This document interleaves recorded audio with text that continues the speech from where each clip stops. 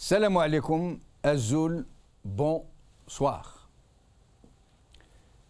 Hier, au cœur de la plus haute nuit, je dormais profondément du sommeil du juste quand un rêve me visita.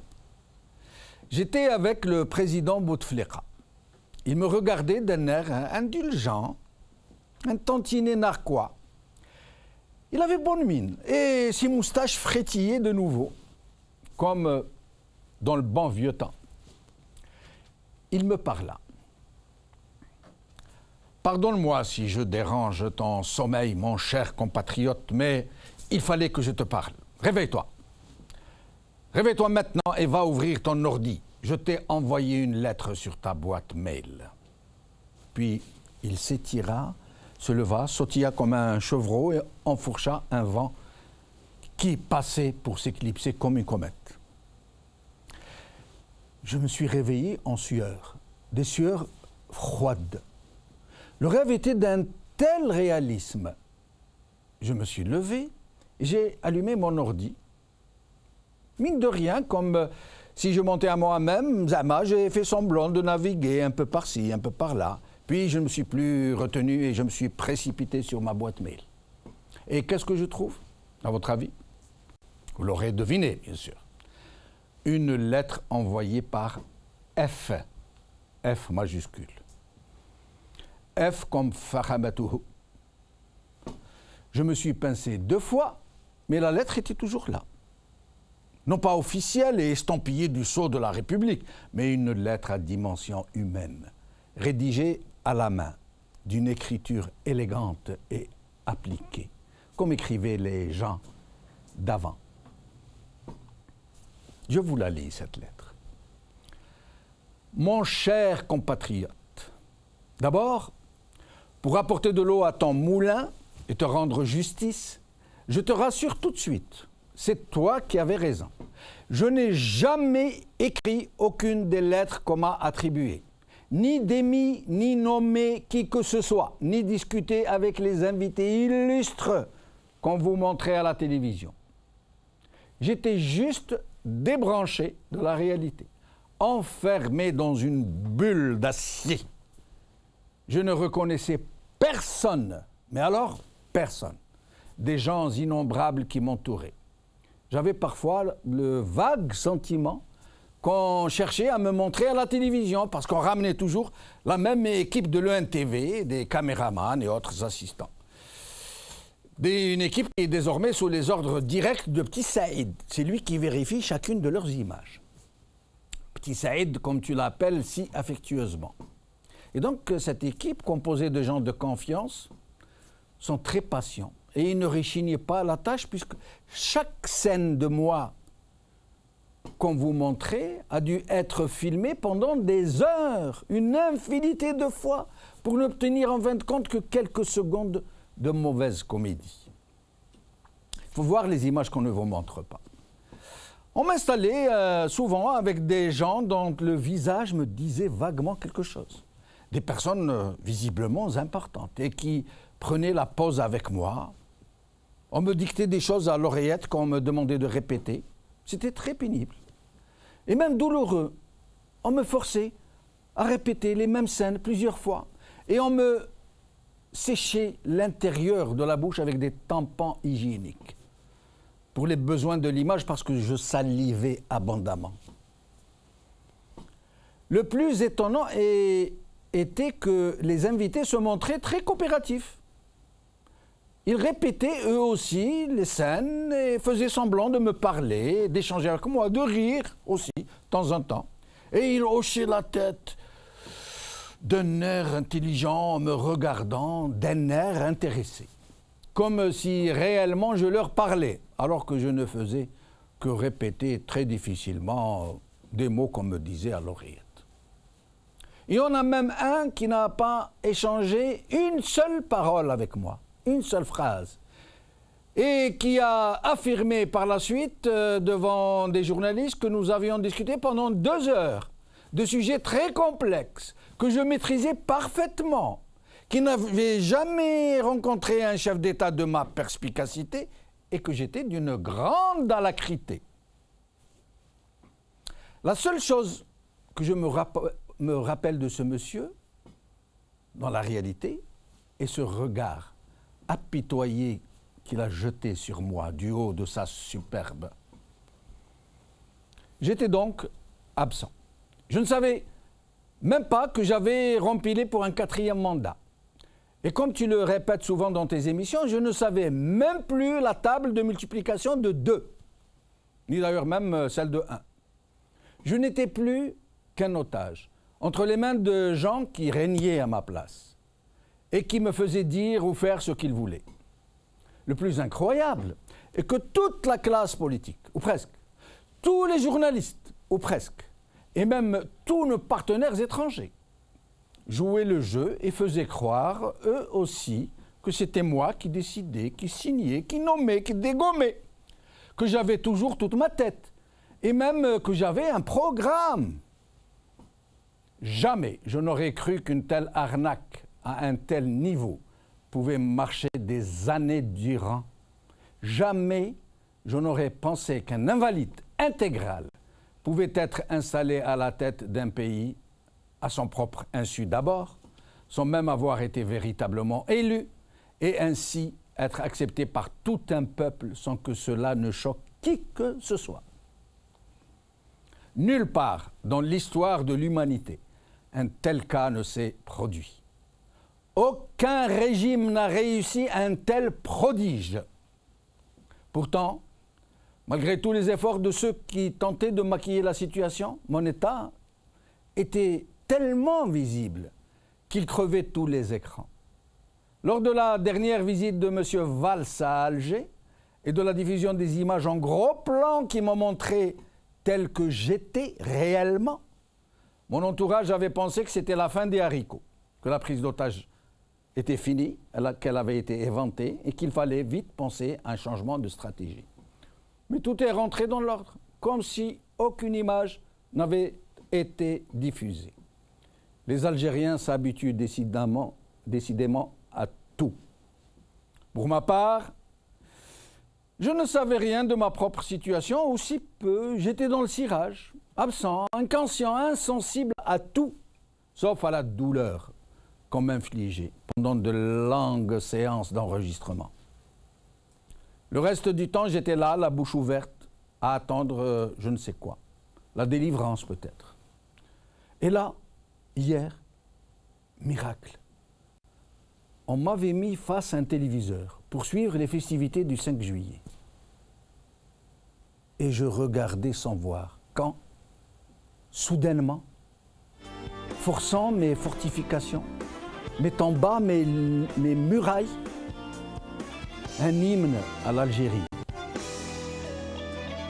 Min ajlika ya watan est entré en mes tréfonds et m'a réveillé de mon coma.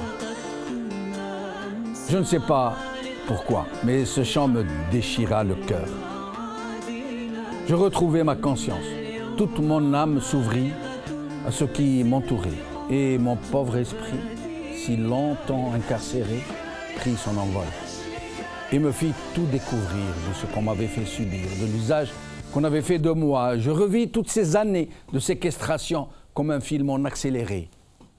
Mais je vis surtout ce qu'on avait fait à mon peuple et ce qu'on avait fait de mon peuple. J'ai été submergé de douleur. Jamais je n'ai été aussi lucide.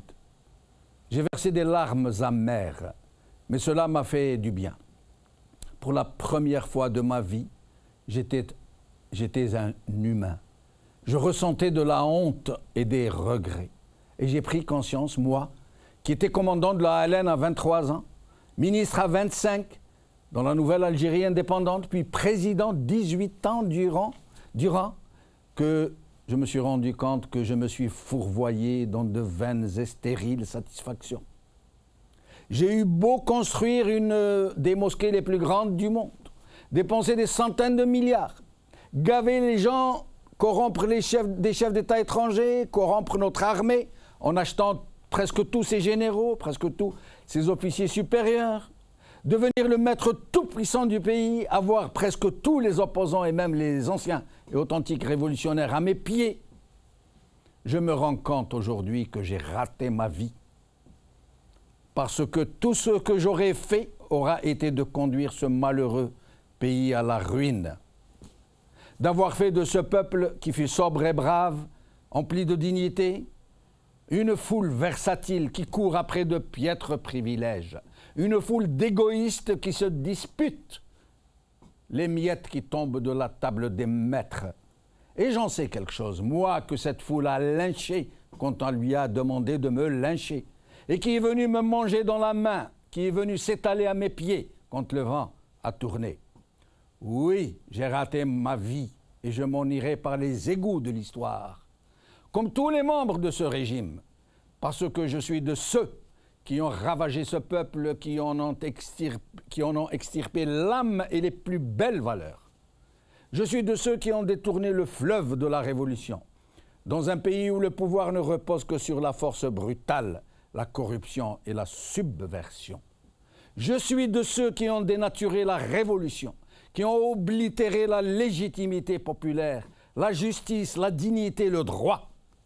Je suis de ceux qui ont fait de l'Algérie un pays dont presque toute la jeunesse ne rêve que de pouvoir la quitter. Je suis de ceux qui ont donné le jour au Harraga, au Haggara, aux gens qui font leur pèlerinage du Hajj avec l'argent de la corruption. Je suis de ceux qui ont provoqué le phénomène du MAC. Je suis de ceux qui ont semé la haine dans le cœur des Algériens. Et dire qu'avant mon AVC, je me voyais parmi les grands de ce monde. Je me voyais Napoléon, je me voyais Charles de Gaulle. Je me voyais aussi grand que les Algériens me semblaient méprisables, indignes de ma majesté. Avant de te quitter, j'aimerais que tu lises cette lettre à nos compatriotes. Que tu leur dises combien je regrette et combien j'aimerais qu'ils redressent la tête, qu'ils recouvrent leur dignité, qu'ils redeviennent ces Algériens dignes et fiers qu'ont été leurs pères. J'aimerais aussi qu'ils se réveillent à la réalité des choses et qu'ils sachent que l'Algérie peut mourir de ce qu'elle est en train de subir, qu'elle ne pourra vivre et continuer d'exister que si eux tous se portent à son secours et qu'ils la sauvent des griffes de ses prédateurs. Une dernière chose, qui peut sembler insignifiante, mais qui est tellement significative pourtant. Ce n'est pas pour rien que toutes les fêtes nationales ne sont pas fêtées par les Algériens, mais par le régime seulement. À chaque commémoration, nous tous, les barons du régime, nous nous rendons dans les cimetières pour faire semblant de pleurer la mémoire des chouhadas que nous avons trahis. Nous sommes les seuls entourés de nos clients et de nos baltagias à aller jouer la comédie, à pavoiser les rues et à faire des discours creux. Les Algériens, eux, ne sont pas concernés et ne commémorent jamais ces fêtes nationales ou dites nationales parce qu'ils savent qu'il n'y a rien là de sincère. Je ne sais pas si je vais m'en tirer et pouvoir me racheter ou replonger dans l'inconscience et continuer à servir d'otage. Tout ce que je te demande est de dire à nos compatriotes que je regrette, que j'éprouve du repentir, que je voudrais me racheter et que je leur souhaite d'être à la hauteur de leur destin. Voilà, c'est fini. C'est la lettre de Fakhamatouhou. Je m'excuse pour la longueur. Tout à l'heure, je vais aller vérifier si je n'ai pas rêvé. J'irai voir si elle est toujours là, cette lettre sur ma boîte mail, ou si elle n'existe que dans mon imagination tourmentée. En tous les cas, qu'on ne s'avise surtout pas de m'accuser d'avoir inventé cette lettre. S'il y a quelqu'un qu'il faut montrer du doigt pour attribuer des lettres au président, qui n'a jamais rédigé, ce n'est certainement pas moi. Aujourd'hui, l'expression « séjour de fête » par Nkrim.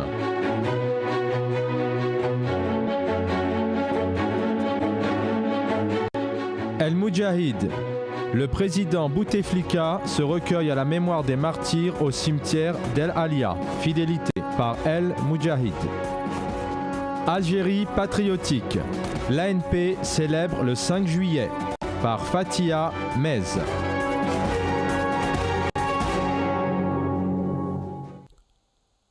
Pardon pour la longueur de cette introduction. Il fallait que je vous lise cette lettre. Il n'y a pas que Petit Saïd, Gaïd Salah ou Yahya Sellel qui font écrire des lettres à M. Bouteflika. Nous aussi, nous avons le droit. Et nous nous sommes donné ce droit. Algérie, fête nationale, pour qui? C'est le titre de notre émission d'aujourd'hui. Avec moi sur le plateau, Nordin Aoussat, conférencier et formateur en management. Merci d'être avec nous, c'est Nordin. Merci pour l'invitation, c'est Jamal. Merci. En Skype depuis Alger, nous aurons Soufiane Gilali, président de Gil Jadid. Bonsoir et merci d'être avec nous, Soufiane Gilali. Bonsoir, bonsoir à vous et à tous les téléspectateurs. Merci. Nous attendions Rachid Nekaz, il semble qu'il ait été retenu, mais si jamais il arrive, donc nous le recevrons avec plaisir. Nordin Aoussat, on dit souvent des Algériens qui sont apathiques, qui ne s'intéressent à rien, qui sont indifférents à tout ce qui les concerne, qui ne se mêlent de rien, qui sont non concernés.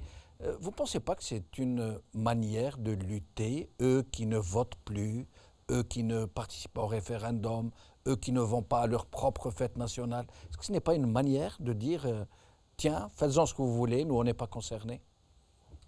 Je dirais qu'il y a deux choses, et ce sont deux choses différentes. Le fait d'être apathique, je dirais, par rapport, ou bien d'être insensible, je dirais plutôt, ou indifférent à certains événements comme ce que vous venez de souligner, le référendum ou le vote, c'est une chose, mais ne pas aller aux fêtes nationales, c'est autre chose, c'est une autre question. Autant je suis d'accord pour la première que c'est une forme de résistance digne, salutaire, voilà, que la deuxième, par contre, elle est beaucoup plus nuancée, et c'est d'ailleurs le sujet de votre émission. Oui, mais expliquez-nous, nuancée comment? C'est-à-dire que les Algériens n'y vont pas de façon inconsciente? Je dirais d'une façon inconsciente, mais on ne peut pas célébrer individuellement ce qui est collectif. Oui, mais quand vous prenez par exemple la fête nationale du 4 juillet aux États-Unis, ou en Grande-Bretagne, le 14 juillet en France, ces fêtes qui sont connues pour être fêtées de façon populaire.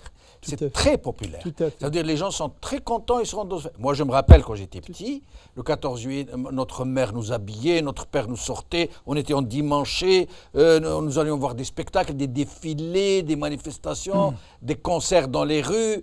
Ça a changé tout ça. Absolument. Moi, c'est Jamaldine, en 1974, j'avais 13 ans. J'étais en 5e et c'était le 20e anniversaire du déclenchement de la révolution de la guerre d'indépendance. C'était une fête, je me rappelle encore aujourd'hui. Je faisais partie des jeunes du collège. On était un certain groupe à avoir défilé sur l'avenue de la Hélène, sur la Sablette. C'est encore dans ma mémoire, je peux encore me voir jeune d'à peine 1,20 m avec un short en blanc et un t-shirt rouge défilé sur l'avenue de la Hélène. Donc on célébrait effectivement. Et vous avez bien fait de souligner, d'évoquer le cas des États-Unis depuis 1776, le cas de la France depuis 1880, le 14 juillet 1776, le 4 juillet des États-Unis. Et l'Algérie aussi, c'était ainsi. Et on pavoisait nos balcons. Tout à fait. Je me rappelle, le 1er novembre et 5 juillet, c'était... Le drapeau sur tous les balcons. Tous les balcons, de toute l'Algérie. Je me rappelle, dans mon quartier, nous habitons toujours un immeuble assez grand, et on voyait sur les balcons de nombre d'appartements le drapeau algérien qui était... On enlevait tout, c'est-à-dire on tendait le linge sur le balcon, mais ce jour-là... Et on sortait le drapeau qui était rangé durant toute l'année, qu'on sortait dans ces occasions-là. On rangeait le linge, on ne tendait pas le linge ce jour-là, et on voyait que les drapeaux algériens. Et je me rappelle, par exemple, un jour à Alger, j'étais de passage, j'étais tout jeune, c'était, je crois, le 5 juillet, mais si je ne me trompe, si ce n'était pas le premier... Non, c'était l'été, donc 5 juillet. Je me rappelle qu'à midi, toutes les sirènes des bateaux qui étaient dans le port et dans la rade se sont mis à sonner, et du coup... les voitures sont mises à klaxonner, les gens sortaient de la voiture, ils étaient contents, ils exprimaient leur joie. À croire que c'était un autre peuple. Oui, c'est pratiquement presque, je dirais, c'est le même peuple, sauf que le peuple, il peut changer, ou on peut le changer. on peut le changer. L'altérer. À force, l'altérer, le gâter, le corrompre moralement dans son esprit, dans son comportement individuel ou dans son comportement collectif. Effectivement, à force, ce que vous avez souligné tout à l'heure dans votre longue introduction et superbe introduction, donc à coup de mensonges, à coup d'amnistie, à coup d'amnésie, on arrive bien entendu à ce résultat, c'est de croire qu'on a affaire à un autre peuple. Ce n'est pas ou ce n'est plus le même peuple que celui des années 60 et des années 70 et une partie des années 80. Sofiane Gileli, hormis le fameux 1, 2, 3, viva l'Algérie, donc cet engouement pour les matchs de football de l'équipe d'Algérie. Pourquoi, selon vous, les Algériens se désintéressent-ils à ce point de leurs fêtes nationales les plus emblématiques, notamment le 1er novembre et le 5 juillet? Vous savez, une fête nationale, c'est un symbole. C'est un symbole dans lequel se reconnaissent normalement l'ensemble des compatriotes, des citoyens d'une même nation, parce que ce sont des moments de communion où chacun se replonge un peu dans cette grande famille qu'est son pays ou que devrait être son pays.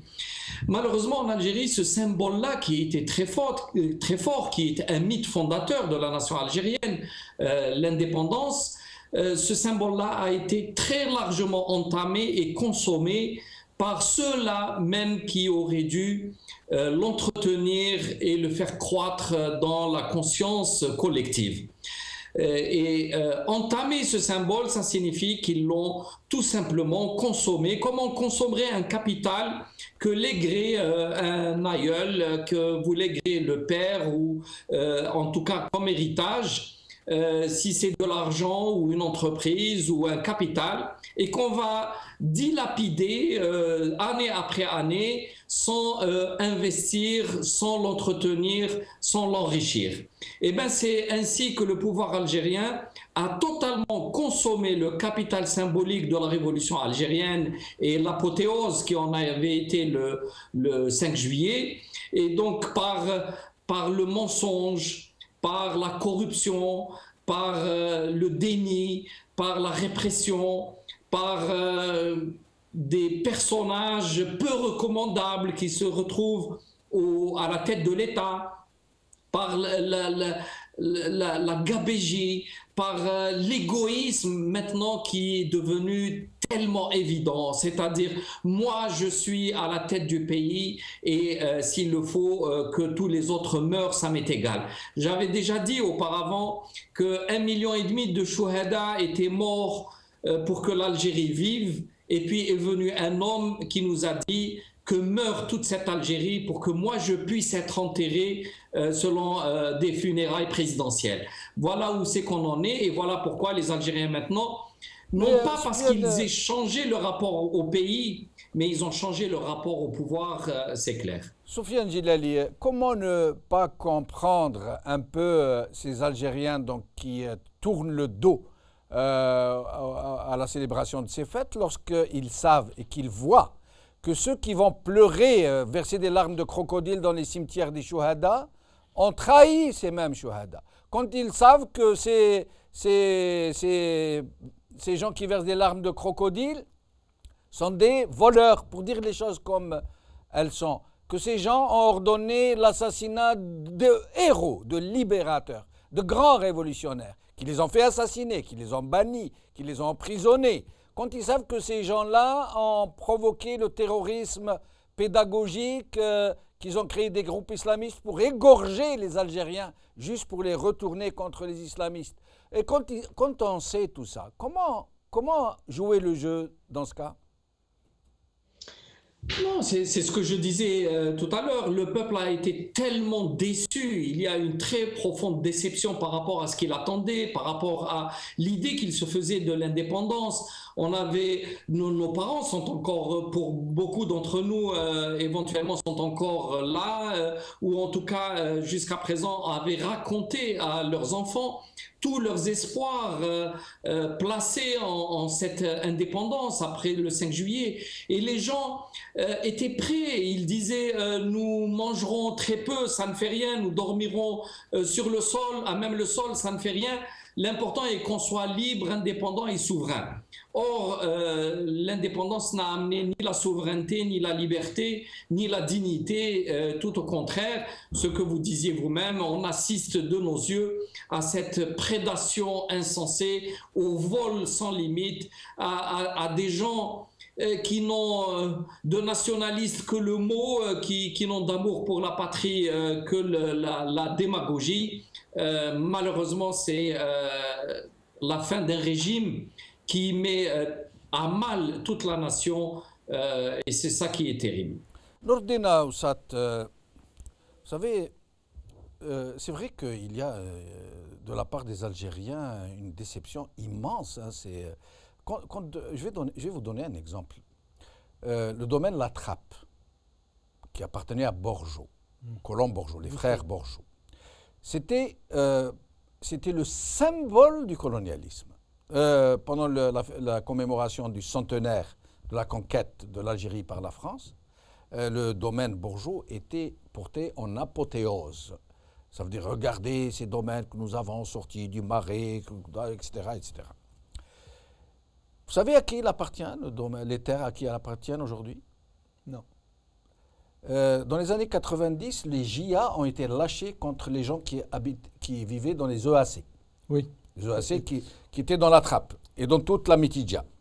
Ce n'était pas à eux. Ils y habitaient, ils y travaillaient.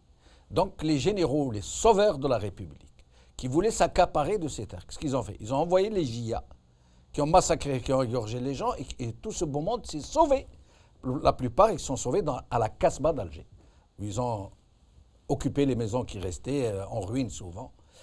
Et qu'est-ce qu'ils ont fait, les sauveurs de la République? Ils ont racheté la Trappe et beaucoup de domaines de la Mitidja pour une bouchée de pain. Chose qu'aucun général français de la colonisation n'avait faite.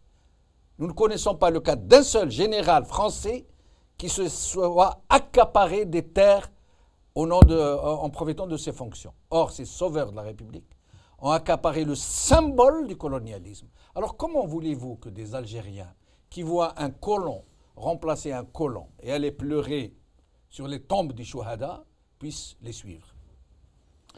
Écoutez, si Jamaldine, vous tombez très bien, je dirais, parce que ce sujet-là me touche personnellement et me concerne personnellement parce que je suis imam, je suis conférencier, je suis formateur, mais je suis aussi un universitaire.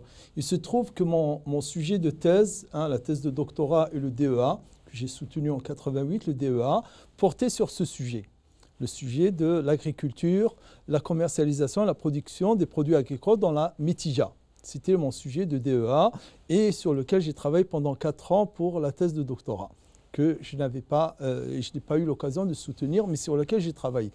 Eh bien, figurez-vous que les EAC que vous avez évoqués, les établissements agricoles collectifs, il y a les EAI, les exploitations agricoles individuelles, c'était la réforme de 89 pour changer et un peu libérer l'agriculture algérienne du gouffre et je dirais l'étau dans lequel elle a été mise avec la fameuse et ruineuse révolution agraire. Voilà. Donc, si vous vous souvenez, en 89, le journal Horizon avait publié pendant 5 jours, je les garde encore tous les numéros de cette époque-là, sur 2 ou 3 pages de chaque numéro pendant 4 ou 5 jours, il y avait la liste des noms des personnes qui se sont indûment accaparées ou appropriées des parcelles de terre auxquelles ils n'avaient pas droit. Je dirais que ces journaux-là, ces 5 numéros successifs,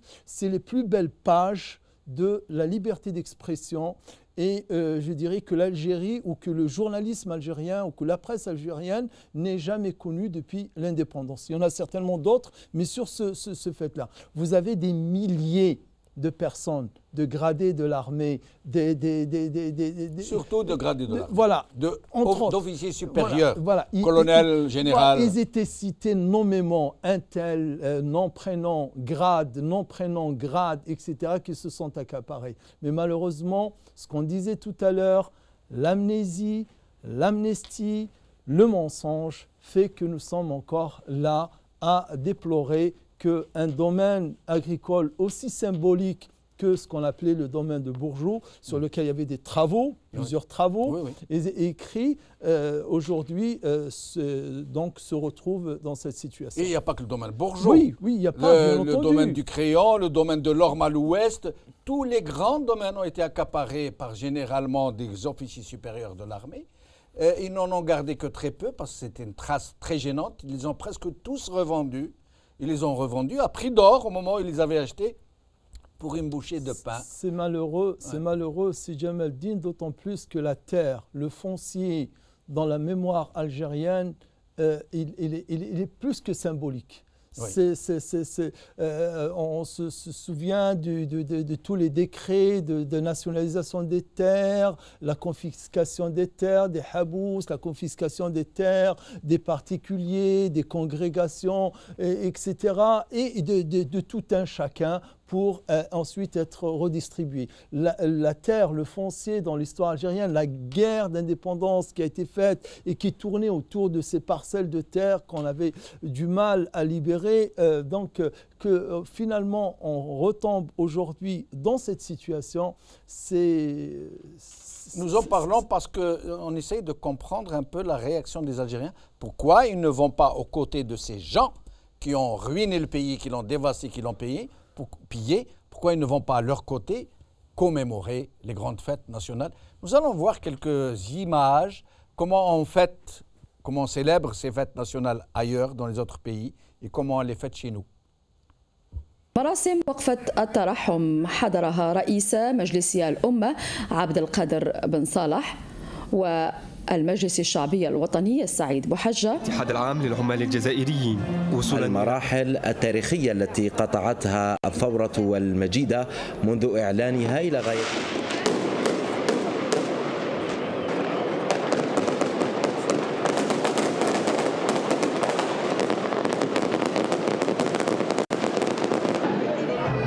جدا والجبارة المقدمة هنا، وأكيد فيه رمزية أخرى لهذا المعرض.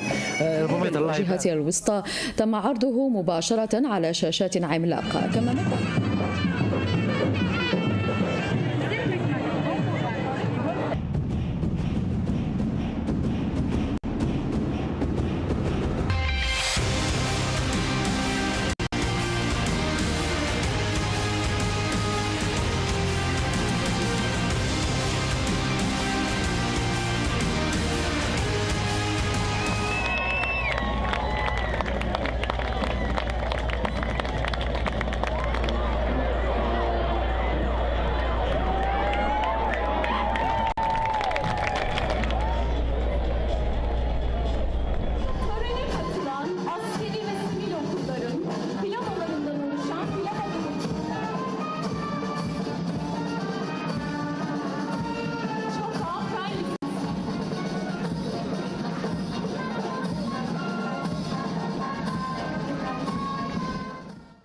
Donc chez nous, c'est la FLN, le RND, la famille révolutionnaire comme ils disent, méchoui, limonade, millefeuille, et accessoirement feux d'artifice, ou alors ils organisent Feriad al-Fatah, et des concerts pour attirer un peu les foules pour pouvoir filmer. Et sur le front de mer à Oran et à Constantine, place de la Brèche, ils organisent des petites festivités comme ça pour attirer. Mais sinon, ça se passe comme ça. C'est tout. Ouais. Sofiane Gilali. Oui. Alors, quelque chose à dire de cette façon qu'ont les autres de fêter, de commémorer leur fête nationale et nous? Bon, on va rester dans ce nous. Là, en fait, en Algérie, c'était organisé à la gloire de notre Kim Il-sung national.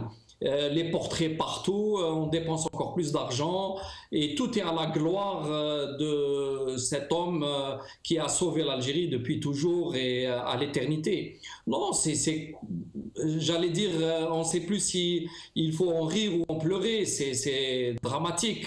Au lieu d'avoir dans ce pays jeune, plein d'énergie, qui a envie de croire en son avenir, qui doit entamer réellement un processus de développement, au lieu de s'ouvrir vers la jeunesse, eh ben, on est toujours à regarder les plus anciens et à faire leur portrait. C'est calamiteux, que voulez-vous que je dise de plus? Soufiane Djilali, j'ai écouté quelques discours, j'ai essayé de prendre quelques phrases clés qui sont prononcées souvent et qui montrent à quel point le mensonge, l'exagération, la mystification sont devenus l'âme même du discours ambiant. Écoutez quelques-unes que je vais vous souhaiter, comme ça. D'abord, on dit la République algérienne démocratique et populaire. Vous voyez un peu cet ensemble de pléonasmes. La famille révolutionnaire, la famille qui avance, les sauveurs de la République, les hordes hirsutes, les meilleurs... Les hordes hirsutes, hein? Oui. Les meilleurs successeurs des pieux prédécesseurs. L'Algérien n'est pas un haggar, la meilleure nation créée sur terre. Les Algériens sont des hommes. Le couscous est algérien. L'Algérie a battu l'Allemagne. Talonnade à la Magère. 1, 2, 3, viva l'Algérie. جي الشعب معاك يا فلان. معاك يا شادي, معاك يا بوضياف, اللي يجي معاك. Jazaïr حرة démocratie, le peuple des miracles, شعب المعجزات. Alger, la Mecque des révolutionnaires. Et j'en passe. C'est quoi cette propension à user des mots comme ça, renflants, qui pètent la suffisance, excusez du terme? Oui, c'est une accumulation de qualificatifs qui correspondent à des phases particulières dans l'histoire. Vous savez, d'autres peuples aussi ont leur cocorico national et parfois il faut chatouiller un peu. Mais là, on est arrivé à une situation où il faut se regarder en face. Vous décriviez tout à l'heure la prédation des terres. Il est vrai que c'est le rapport à la terre qui est fondateur d'une nation. C'est d'où le nom de patrie, de patriotisme. Malheureusement, en Algérie, ce rapport a été totalement perverti. Il y a une boulimie matérialiste qui s'est emparée non seulement des gouvernants, mais aussi d'une grande partie de la population qui a été poussée un peu dans ce phénomène-là. Petit à petit, les valeurs sont mises de côté, sont oubliées. Être idéaliste, c'est considéré comme être naïf. Tout est sonnant et trébuchant, tout se négocie. Malheureusement, y compris maintenant dans les mosquées, les gens négocient avec le bon Dieu une place au paradis en pensant acheter des actions, comme on achèterait des actions en bourse. Donc il y a une perversion générale du sentiment par rapport à la patrie, par rapport à la nation, par rapport à ses obligations, par rapport à la religion, par rapport à tout. Le pays est en grave crise morale, une crise de valeurs. Il a perdu ses repères. Et bien entendu, la révolution et surtout le 5 juillet, qui aurait pu être l'un des repères parmi d'autres, est perdu aussi comme les autres repères. Nous avons un pays qui est comme perdu sur un radeau au milieu de l'océan. Il ne sait même plus où est le nord du sud. Il ne connaît pas l'étoile du nord. Et nous sommes un peu dans cette situation un peu dramatique. Donc, bien sûr que le pouvoir a été maléfique. Il s'est très lourdement trompé sur la gestion de la société. Mais aussi, ce pouvoir provient également de cette société elle-même. Et cette société génère aussi des valeurs et des non-valeurs. Donc, il faut se remettre en question, faire une très longue introspection pour comprendre pourquoi on est arrivé à cette situation-là et ne pas non plus rejeter la responsabilité seulement sur soit l'actuel président de la République qui doit en assumer une grande part, mais il est loin d'être le seul. C'est tout un système et derrière le système, c'est tout un pays qui est sorti d'une longue nuit coloniale et qui, lorsqu'il a commencé à ouvrir les yeux, il n'avait pas en place les références et les éléments pour construire un vrai état de droit. C'est ce que j'ai répété à plusieurs reprises. La génération de novembre a, malgré tout ce qu'on peut lui reprocher, quand même libéré le pays, a ramené le pays dans l'histoire après plus d'un siècle de perdition. Mais cette génération-là n'avait pas les moyens humains, n'avait pas les moyens intellectuels, n'avait pas les moyens politiques pour construire un état de droit. C'est l'affaire de la nouvelle génération. C'est à notre génération maintenant de construire l'état de droit dont nous avons besoin. Et restez avec nous, Soufiane Djilali. Nous venons d'être rejoints par Rachid Nekaz. Marhaba bik, Rachid Nekaz. Vous êtes à l'amende. Hein. Nous, quand les gens arrivent en retard, après, ils payent le dîner. Avec grand plaisir. Voilà. Wallah, avec grand plaisir. Marhaba bikoum. Ça sera un plaisir et un honneur de le partager avec vous. Merci beaucoup. Rachid Nekaz, nous parlions de cette indifférence des Algériens pour la célébration de leur fête nationale. Il se passe maintenant qu'aujourd'hui, depuis plusieurs années, les fêtes nationales ne sont célébrées que par les apparatchiks du régime. Ils vont pleurer dans le cimetière des Chouhada, puis ils vont prier, puis ils vont manger des gâteaux, du méchoui, de la limonade, Hamoud Boualem. Et puis c'est tout. De temps en temps, quelques petits feux d'artifice, quelques petits concerts dans les places les plus connues, Oran, Alger, Constantine. Et ça se passe comme ça. Et les Algériens sont complètement débranchés. Comment vous expliquez ça? Alhamdoulilah, le chab jazairi faq. Il est conscient. على بالو باللي بلاد تبعت. على بالكم باللي 65% من الغاز الطبيعي من ولاية أضرار تاع فرنسا. على بالكم باللي حاسب بركين 75% من الغاز الطبيعي تاع حاسب بركين تاع كندا دروك ولا تاع الطليان. على بالهم باللي الرئيس تاع الشركه الوطنيه والسياديه سوناتراك عنده جنسيه فرنسيه وسرق 10,000 مليار سنتيم من الجيش الجزائري من الشركه سوناتراك. شرى ابارتمون هنا في نيو سيغ سين هنا في باريس 4 مليون دورو 80 مليار سنتيم واليوم يسواو 140 مليار سنتيم. دخل الحبس حكموا عليه المحكمه العسكريه في 2007 واليوم داروه رئيس الشركه الوطنيه والسياديه سموه وتقدور. يجي لابروب بلي هذا الانسان عنده جنسيه فرنسيه. وعلى بالكم بلي قانون جديد الماده 51 تمنع اي واحد اللي عنده جنسيه اخرى على الجنسيه الجزائريه باه يكون عنده منصب عالي في الجزائر. Et ils disent même que Green et Bouchouarb ont été écartés parce qu'ils auraient la nationalité, une autre nationalité. J'ai pas de preuve, mais j'ai la preuve pour Tqaddour. Tqaddour على بالي بلي Ah bon, on va la zoomer, laisser, garder-la comme ça. Voilà. Nous allons essayer de la zoomer. La nationalité française. Donc ça vient du tribunal de commerce de Nanterre. Monsieur Abdelmoumen Outqaddour a la alors, nationalité Monsieur française. Abdelmoumen Outqaddour, président de la Sonatrach. Alors, et président de la Sonatrach, rappelons-le, qui est la première entreprise d'Algérie, ou plutôt la seule entreprise qui rapporte de l'argent. 30 milliards. C'est la vache à lait de l'Algérie. C'est elle qui est la principale pourvoyeuse. Il n'y a rien d'autre à part Sonatrach. Tout à fait. Il n'y a rien d'autre. Il y a 2% d'autres ressources minières, pour rappeler. Mais sinon, 98% des ressources proviennent de cette société. Rappelons que l'ex-PDG de Sonatrach, qui fut M. Chakib Khalil, avant d'être ministre, avait réussi à ménager une caisse noire pour les frères Bouteflika d'environ $1 milliard, nous dit-on. $1 milliard qui aurait permis aux frères Bouteflika de prendre le dessus sur les généraux et d'acheter un peu tout le monde. Et donc, ce monsieur, probablement, il aurait été rappelé pour essayer lui aussi de constituer une autre caisse noire. Mais je vous en prie. Alors, si je peux me permettre, oui. Je crois que ce n'est pas spécifique au Bouteflika. C'est un système de caisse noire qui a été mis en place en 1996. 1996. Qu'est-ce qui s'est passé? Qu'on a fait le Waqt al-Ushriya Souda, donc la décennie noire. Donc, l'ensemble des responsables politiques et militaires algériens ont eu l'idée que tous les contrats de gaz, يعني كاع les contrats de gaz, ماشي Sonatrach سينيهم.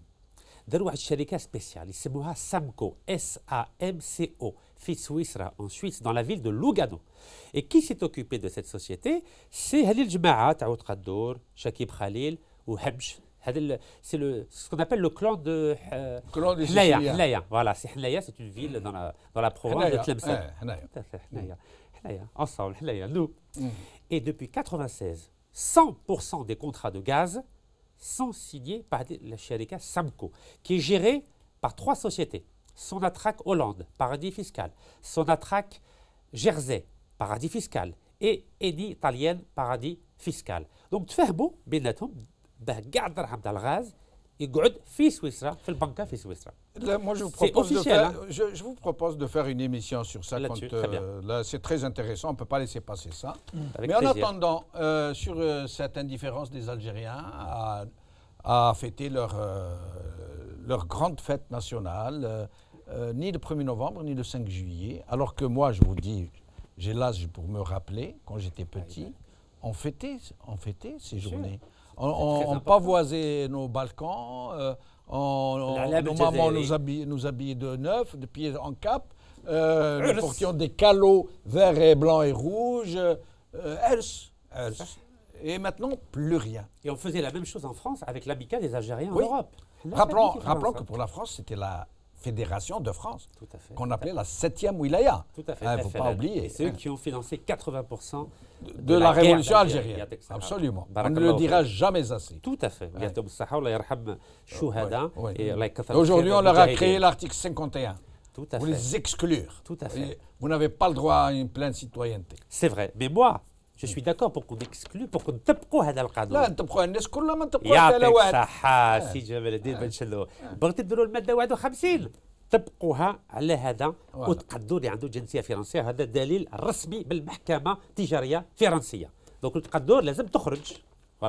دونك alors pourquoi les Algériens en ont marre؟ parce qu'on leur ment. يكذبوا عليهم الصباح العشية والليل. On leur ment tout le temps. Quand on leur dit qu'il il reste 108 milliards ou 119 milliards ou 114 milliards de dollars, c'est de la littérature, c'est faux. Ali Benouari récemment nous a dit que c'était descendu au-dessous de la barre des 100. Mais descendu, mais donnez-moi un papier où il y a marqué ces milliards. Il n'y a pas de papier. Il n'y a rien, parce que la moitié de l'argent est en Suisse. La moitié, tous les contrats. En gros, le gaz et le pétrole, on va dire moitié-moitié. La moitié est en Suisse, à Lugano. Donc, يحكوا لنا باللي كان 100 100 ولا 80 ولا 120. Tout ça, c'est faux. C'est pour ça qu'ils s'accrochent au pouvoir. Parce que راهم خايفين لو كان واحد يجي جديد يقول لهم يا الخوا يمكن لا 10 مليار لا 100 لا 200 لا 1000 ما كان والو. Vous êtes en train de nous dire qu'il n'y a pas de réserve de change? C'est factice. Non, c'est pas factice puisque ça leur sert à compenser le manque à gagner qui a été induit par la chute des prix du baril. C'est en Suisse. Sans ces réserves, ils n'auraient pas pu maintenir le seuil incompressible des 60 ou 70 milliards de dollars par an. J'ai pas dit qu'il n'y a pas d'argent, j'ai dit c'est factice. Il n'y a pas un papier qui dit que dans la banque d'Algérie, il y a cet argent-là. Oui, mais bon, ce sont des mécanismes un peu complexes. Nous n'allons pas rentrer là-dedans. On ne va pas rentrer dans le détail. Imagine, parce que لازم تفهموا باللي 5 جويي سي يعني الثوره الجزائريه تفهمنا بزاف صوالح. على بالكم اللي ضرب تاع الافلام وين كانوا في الوقت الثوره وين كانوا؟ كانوا سويس. عند في الكونت تاع خضر qui a été assassiné. الله يرحمه ربي يرحمه. Qui n'a pas touché à cet argent, rappelons-le. Il a partagé avec les partis d'opposition. Il faut dire la vérité. Non. La moitié, il a partagé aux partis d'opposition. Il ne faut pas dire ça. D'ailleurs, c'est nous la vérité. Inviter son fils, Inch'Allah, bientôt, et nous allons en parler. Mais M. Khidra était un homme honnête qui n'a pas volé, qui a été assassiné à tort. Il n'a pas volé. J'ai dit qu'il a partagé la moitié de l'argent aux partis d'opposition, ce qui est tout à fait normal. De façon légale, il a donné de l'argent à des partis d'opposition qui essayaient de libérer l'Algérie une seconde fois. Ce que je veux dire par là, c'est qu'à chaque fois qu'il y a un problème intérieur في الجزائر, dès qu'il y a un مشكل داخلي في الجزائر, ديما دراهم يخبوهم في سويسرا. خباهم في الوقت الثورة وخباهم ثاني في الوقت العشرية السوداء. Depuis 96, دراهم تاع الغاز راهم في سويسرا. C'est ça qui expliquerait selon vous l'indifférence des Algériens pour les fêtes nationales. C'est un élément qui permet d'expliquer cette indifférence en ce sens où d'autres gouvernements ont peur de dire la vérité aux 40 millions d'Algériens. Nordina Oussat, nous arrivons bientôt à la fin de l'émission, donc le mot de la fin, Le mot de la fin, je dirais, s'il y a un mot de la fin par rapport à ce sujet, c'est que, je ne sais pas, vous avez parlé d'indifférence, vous avez parlé d'apathie, et de je ne sais quoi, mais je dirais qu'aujourd'hui, M. Soufiane Djilali, tout à l'heure, je ne sais pas de quoi il avait utilisé un terme, mais je dirais aujourd'hui, on a besoin d'une prise de conscience. On a besoin d'un sursaut, parce que cette banalisation des fêtes nationales, cette indifférence, cette façon de fêter les fêtes nationales de cette manière, et je dirais la plus redoutable des armes qui est dirigé contre le peuple algérien, contre la nation, contre la patrie. Parce qu'aujourd'hui, figurez-vous, si Jamal Din, l'effet de ciseau de ce que vous avez cité tout à l'heure, Hnaya, ce régionalisme, ce villageonisme, je dirais, cet esprit de clan si réduit à ce point qu'on se retrouve avec un gouvernement formé à plus des 2/3, parfois même les 3/4, qui sont issus d'un même patelin, d'un même village, d'une même région. Et d'un autre côté, la banalisation de ce qui nous unit, de ce qui nous réunit, de ce qui nous concilie tous ensemble en tant qu'Algériens, à savoir le 1er novembre 1954, le 5 juillet 1962 et toute cette fête nationale, ça veut dire quoi? Ça veut dire qu'on veut laminer ce pays. Donc pour nous, tous, comme on est algériens, le 1er novembre restera, qu'il soit célébré ou non, comme une fête nationale, comme quelque chose de, je dirais, comme un jalon. Ce n'est pas qu'un mythe, c'est un pilier. C'est un pilier de l'appartenance à la nation. Le 5 juillet, c'est pareil. L'Algérie, c'est ça, c'est le 1er novembre. L'Algérie, c'est le 5 juillet. Et l'Algérie, c'est toutes ces fêtes-là autour desquelles on se réunit tous en tant qu'Algériens.